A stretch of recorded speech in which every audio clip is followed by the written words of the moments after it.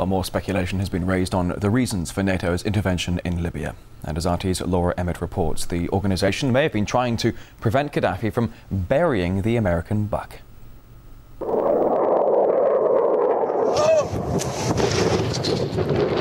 According to some, it's about protecting civilians. We must not tolerate this regime using military force against its own people. Others say it's about oil. The only reason they're interested with Libya is about the oil. You'd think we'd be in Iraq if the major export there was broccoli. But some are convinced intervention in Libya is all about currency, specifically Gaddafi's plan to introduce the gold dinar, a single African currency made from gold, a true sharing of the wealth. It's one of these things that you have to plan almost in secret, because as soon as you say you're going to change over from the dollar to something else, you're going to be targeted. There were two conferences on this. One in '96 and another one in the year 2000, called the World Mataba Conference, organised by Gaddafi. And everybody was interested, and I think most countries in Africa were keen. Gaddafi didn't give up.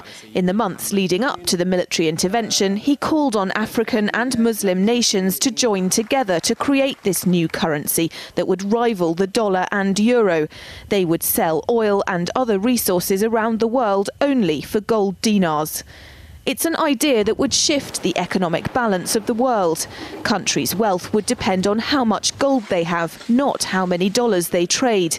And Libya has 144 tons of gold.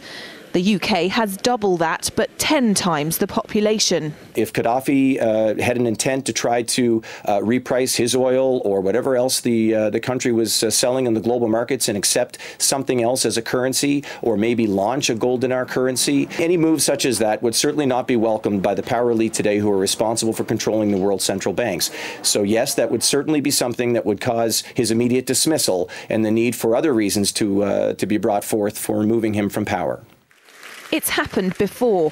In 2000, Saddam Hussein announced Iraqi oil would be traded in euros, not dollars. Sanctions and an invasion followed. Some say because the Americans were desperate to prevent OPEC from transferring oil trading in all its member countries to the euro.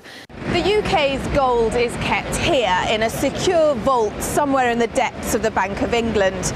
As in most developed countries, there's not enough to go around. But that's not the case in places like Libya and many of the Gulf states. A gold dinar would have given oil-rich African and Middle Eastern countries the power to turn around to their energy-hungry customers and say, sorry, the price has gone up and we want gold. Some say the US and its NATO allies literally couldn't afford to let that happen. Laura Emmett, RT, London.